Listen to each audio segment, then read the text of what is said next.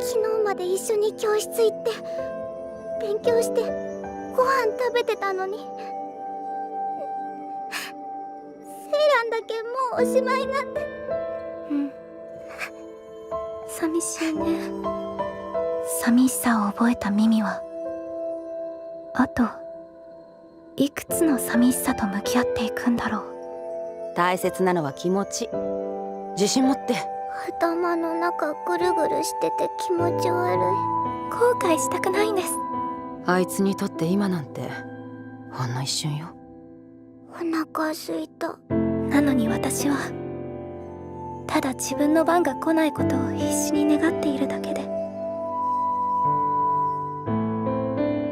私の魔法